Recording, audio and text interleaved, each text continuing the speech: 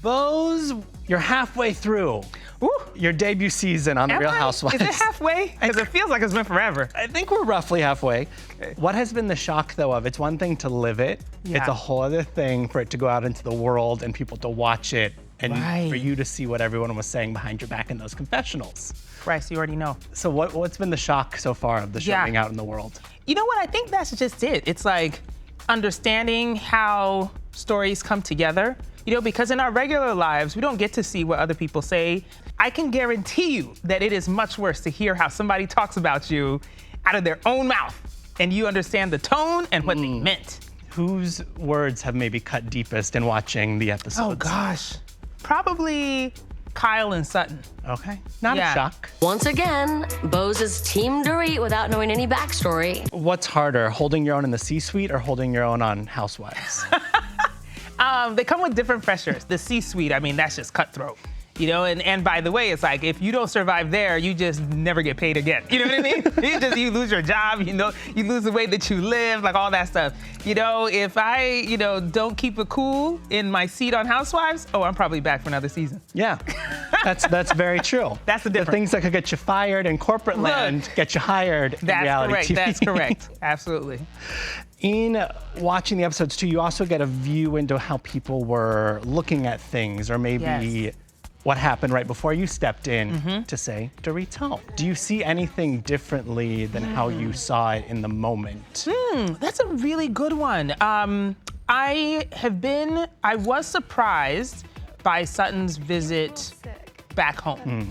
I didn't know what was going on with her mom and then visiting her childhood home where, she last saw her dad. I didn't know all of that. I think context would have helped in the moment after that.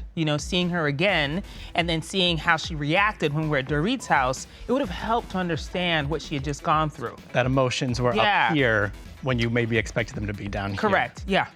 Is there anything that you are kicking yourself that you would have done differently now, knowing all these months later, everything you do?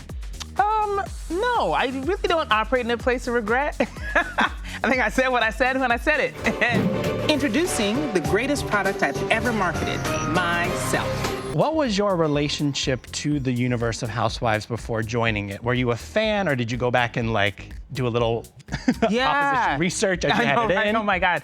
No, you know what? I've always been a fan. By the way, I've always loved TV. I've always loved movies. I love content, So I'm one of those people that when people say stuff like, I don't watch TV, I'm like, who are you? Like, where do you even, I don't understand this. You and me both. Yeah, okay, I'm like, first of all, you don't have a leg up on me because you don't watch TV. Does not make you better than me. No, it does not, okay? Probably worse because you don't even know what's going on. I might judge you for that. I will judge you, okay? So I knew of the Housewives and this particular group of ladies. I didn't know them well, because I watched other franchises more deeply. Okay. But I knew of them. And so I knew kind of like what to expect when I was coming in. It's very different once you're in the group of friends than just being an outsider and observing.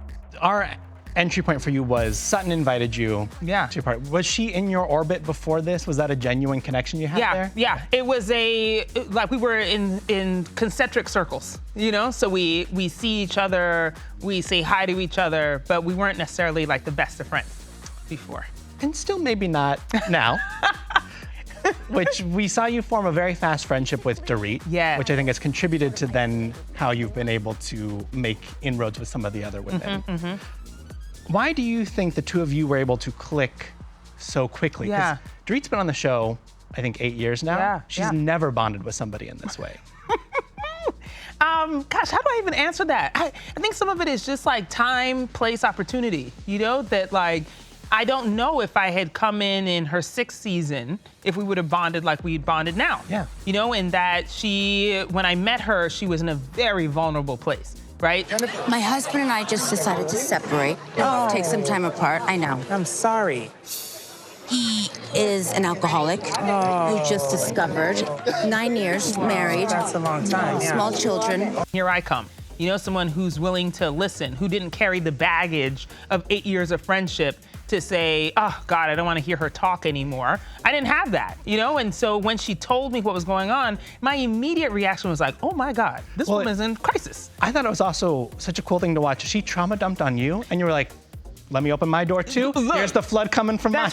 That's right. Because, but I feel like that's what happens in real life. Yeah. You know what I mean? That's it's how like, you create connection. Yes, if you tell me something that's going on, if I have a similar experience, I'm going to tell you about it so you don't think that you're alone. You know the Housewives fans love a conspiracy, though. Oh, God. What's the conspiracy? Well, there's some conversation online that Dorit knew she was coming into this season a bit on an island and needed to find a buoy. Oh, and you became that buoy. Do you see it that way at all? You know what? Maybe, but I'm not offended by it. I think that in life, you often do need buoys. Yeah. You need people who you can hold on to if you feel like you're drowning. And even if it started in that way, that's not necessarily where it ends up. Right. It's not like, now you're going to make it to dry land. You're going to be like, let me toss this aside, I think that we've created enough of a relationship, enough of a friendship, that it is beyond just the trauma bond. I think her coming to New York to celebrate your birthday was kind of an indicator of all It was so sweet. And literally, I did not expect it. She called and asked what I was doing for my birthday. And I was like, actually, I'm in New York. And she was like, I'll come. And she ended up staying in my suite with me, too. It was like a whole sleepover. We needed cameras in there. I know. Yes. Did you realize, though, that forming that connection with Dorit so quickly would make it difficult for you in the group? Man, I wish I had known that. I'm actually very surprised by the fact that it became such a contentious point. Right. That somehow me becoming friends with somebody would offend other people, and keep me from becoming friends with them. Like, who knew that? I'm like, well, if you are so upset about me becoming friends with this person, well, why don't you try to become my friend too? Instead of being mad at me for being friends with this person. Especially, these shows are predicated on these are meant to be groups of friends. Yes, exactly. How do you feel about Garcelle and then Kyle, to an extent, labeling you Dorit's mouthpiece? Oh, man. Well, I think that's just juvenile. It's a low blow. Only because, well, first of all, we all know that Garcelle has stuck up for Sutton forever. And I'm not even mad at that. I think that's actually what is so crazy about this whole thing, is that I'm like, all of us have friends who, like, if you were to get into a conflict with somebody, would stand up immediately. Everybody needs somebody. Everybody needs that person. And so I don't know how that became, like, this villainous thing, where it's like, you're a spokesperson and somehow that's bad. I'm like, no, first of all, you can't have it both ways, okay? You can't say that Dorit talks too much and I'm also her spokesperson. Right. Like, how does that work? It doesn't. Do you still think the women were coddling Sutton after seeing the full episode and what transpired between her and Dorit? To some degree, because now knowing what Sutton went through, I actually understand why she'd be like, you know what, actually, this is too much for me. I'm overwhelmed, I'm leaving. But my point was like, then girl, go. Yeah. Like, I don't know why you're sitting here at the front and then everybody's running over there and trying to make her feel better, knowing that she was going to leave anyway. There was nothing anybody was going to say to make her stay. Almost an attention. Yeah. So I'm like, you know what? Then let her go. Have you been able to diagnose why she and Dorit just cannot find a place to exist? I don't know that I've diagnosed why it is. I just know it is. Yeah. And it's a truth you're accepting. It is a truth I'm accepting, and I wish they would accept it. I wish that Sutton would just say, I don't like that girl. Well, she kind of says that at the caviar party. You picked at me, and I'm sorry, you need to pick on somebody else whose wallet fits. Oh, damn. Okay. Sutton was sitting in that chair a little while ago, and I asked her, what did you mean by that? Because my head goes, are you taking her to court? What do you mean you're going to fight? And she didn't have a great explanation. So what, do you have a reading on what she meant by that? It was a way to show that she was better than Dorit.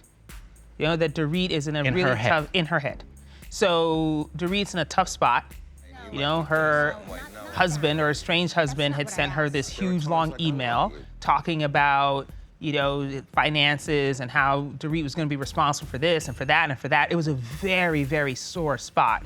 And so I believe that Sutton said it as a way to continue to just dig into a very vulnerable area. Yeah, and be like, I'm better than you.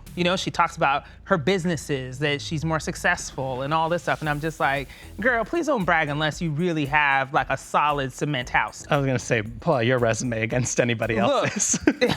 She's like, I didn't do it at that table. I just let her breathe. But I'm like, let's not talk about wallets that don't belong to you, and let's not talk about successes that don't belong to you. Okay. Do you agree with Dorit that Sutton plays victim in situations of her own making? Yes, I do. And do you agree with Erica's assessment that Sutton poses as a friend but operates as an enemy? Well, I think that's harsh. I don't know that she does it as a front. I think that she actually is very calculating. Okay. You shocked Kyle by telling her that you felt she was cold to you. Yeah. And she kind of rattled off things that she felt she had done to welcome you. I feel like you're a little hard on me. Really? Yeah, I do. In what way? Like in the We haven't even conversations, spoken. How would I like be in the hard on Viper you? room. What would you have wanted or needed from her to not Oh, feel man. cold? I would have liked her in that moment to say, I have been cold. I have been distant because X, Y, and Z. Just I'm own going it. through a terrible time in my marriage. I'm confused about what's going on. I'm in a fight with one of my best friends. I don't want to make a new friend. If she had said that, I'd have been like, girl, I get it. I understand. Let me just sit down and drink my little cocktail, you know? But instead, she pulled out these examples that were very trite. Surface level. Yeah, and I was like, that's not the way you get to know somebody. You know, you don't come to my house after surgery and then compare the flower arrangements or just want to pull out your phone and pull out receipts about why Dorit is a horrible person. It's like, why don't you ask me about what I'm going through? How about we talk about our kids who are about the same age? How about we talk about things that connect us instead of against somebody else? Beyond Dorit, who would you say you've found friendship with in this group? Who are you closest to? I love Erica. Erica is an incredible human. She's been through a lot. Now talk about somebody who has evolved, you know, like, but she's still got her bite. You know, don't ever get confused that Erica is just peace and love right now. She's a woman you want in your corner, not against you. Absolutely, and she's so much fun, you know, so I love Erica. I love Garcelle. I think Garcelle is so much fun. You know, we didn't get to spend as much time together, but I think she's somebody I could really get along with as well. Totally. On the personal front, we're in the middle of watching your exploration into possibly expanding your family with Keely. By around age 45, we're talking a 2% or less chance at conception. The odds are low, but it's not zero. What's the latest on that?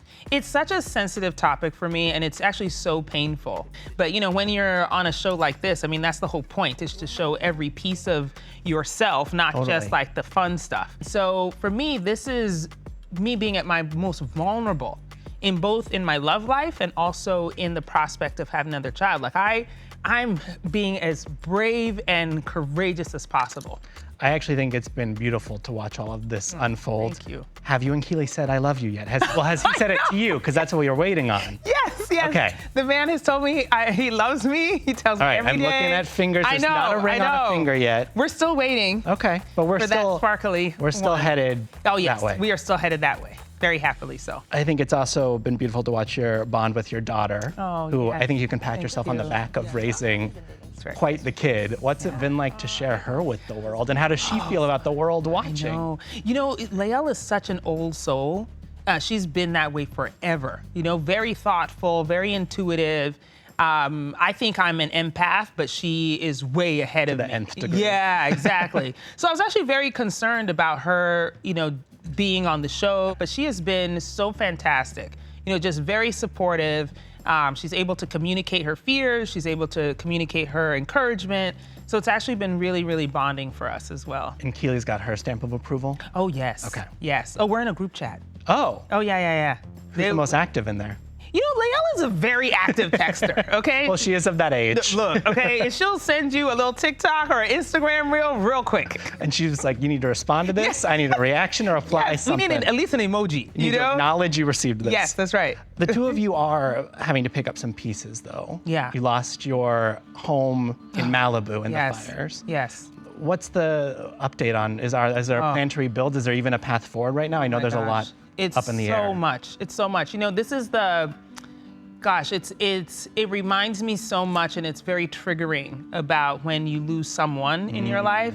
You know, that like the most difficult part about when my husband passed away was I would say like 3 weeks afterwards, right? When the funeral's over, when people stop calling, when the casseroles stop coming over, and you're just by yourself. People have forgotten. They go on with their lives. Yeah, you know, everyone who told you like, oh, I'll be here for you, and you see them outside having a good time, and you want them to, but at the same time, you're left by yourself. Right. It's very much the same feeling about the fires because the news has moved on, and you don't see the destruction. You don't see people trying to pick up. But we're here, you know, we're here trying to figure out how do I clear the debris from my land? How do I get the money I need from the insurance company that I'm fighting? You know, how do I decide whether or not I want to build again? Right. You know, it's like this is a 2 or 3 year process. It's not overnight. And every day it is a challenge to try and figure out, okay, now what do I do? Well, hopefully the proverbial dust, the literal dust clears and you're able to find a clear path forward. I really hope so.